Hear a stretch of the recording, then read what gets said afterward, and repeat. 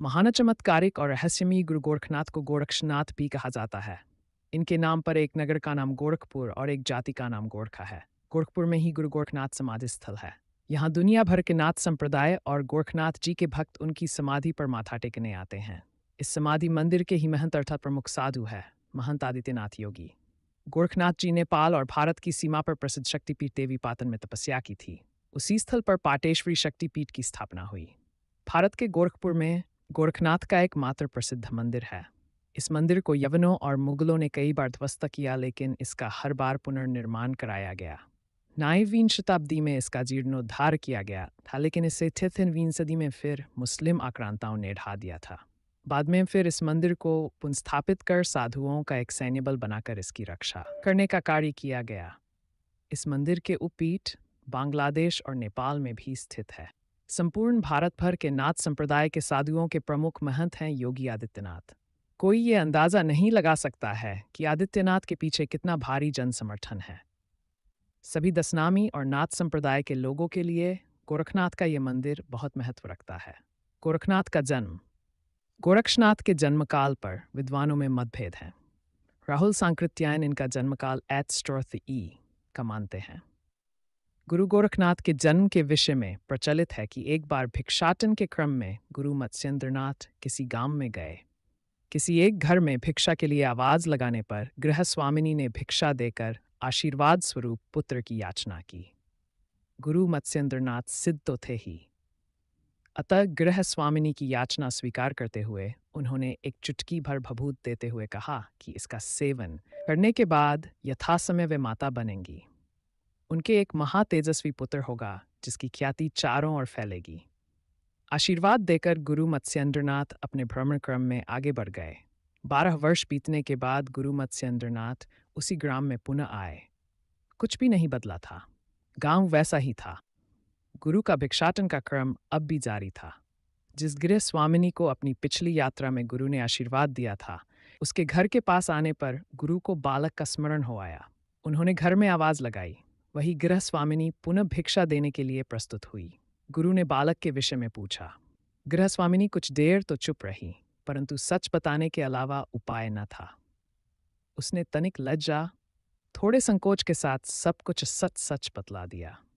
उसने कहा कि आपसे भभूत लेने के बाद पास पड़ोस की स्त्रियों ने राह चलते ऐसे किसी साधु पर विश्वास करने के लिए उसकी खूब खिल्ली उड़ाई।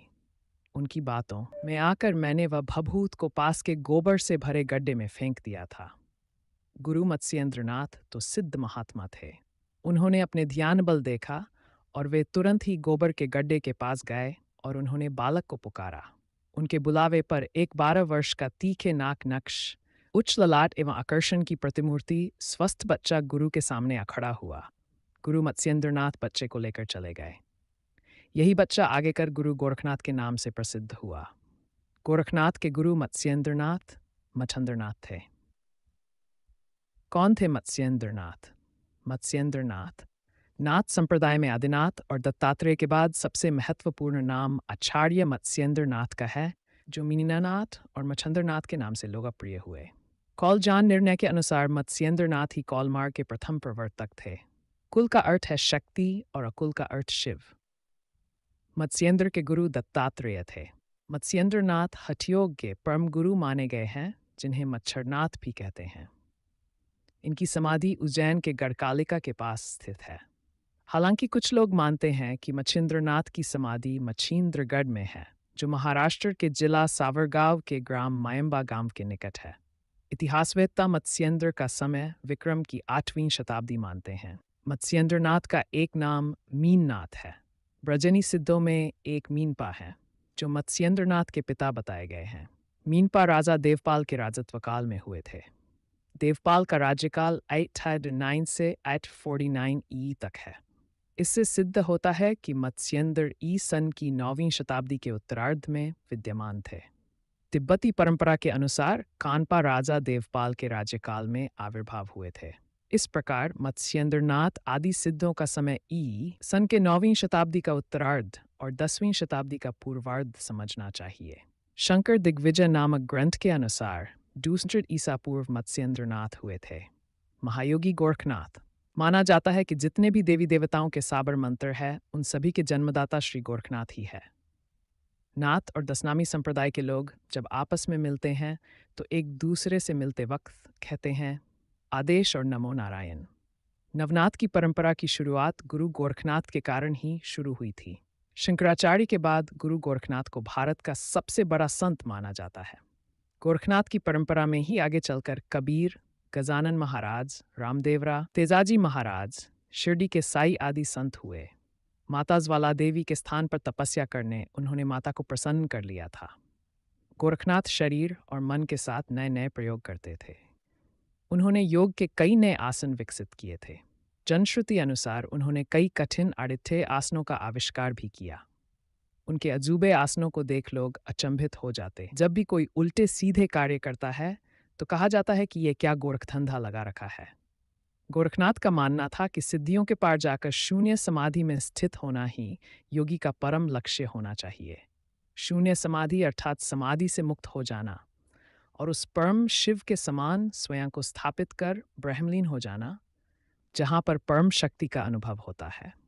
हठयोगी कुदरत को चुनौती देकर कुदरत के सारे नियमों से मुक्त हो जाता है और जो अदृश्य कुदरत है उसे भी लांघ कर परम शुद्ध प्रकाश हो जाता है।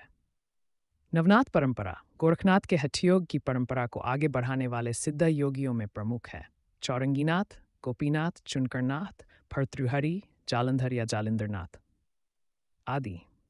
13वीं सदी में इन्होंने गोरखवाणी का प्रचार प्रसार किया था। ये केशवरवाद पर बल देते थे, ब्रह्मवादी थे तथा ईश्वर के साकार रूप के सिवाय शिव के अतिरिक्त कुछ भी सत्य नहीं मानते थे। कुछ लोग नौनाथ का क्रम ये बताते हैं: मत्स्येंद्र, गोरखनाथ, गहिनीनाथ, जालंधर, कृष्णपाद, भर्तृहरिनाथ, रेवन्नाथ, नागनाथ और चरपटनाथ। मच्छिंद्र गोरक्ष जालिंदराथ, खनीफ श्री चरपट नागनाथ, श्री भर्तरी रेवन गैनीनामान, नमामि सर्वाधनाथ सिद्धांत। गोरखनाथ की परंपरा। नाथ शब्द का अर्थ होता है स्वामी। कुछ लोग मानते हैं कि नाग शब्द ही बिगड़ कर नाथ हो गया। भारत में नाथ योगियों की परंपरा बहुत ही प्राचीन रही है। नाथ समाज हिंदू धर्म का एक अभिन्न अंग है। भगवान शंकर को आदिनाथ और दत्तात्रेय को आदिगुरु माना जाता है। इन्हीं से आगे चलकर नौनाथ और ठेत्सनाथ सिद्धों की परंपरा शुरू हुई।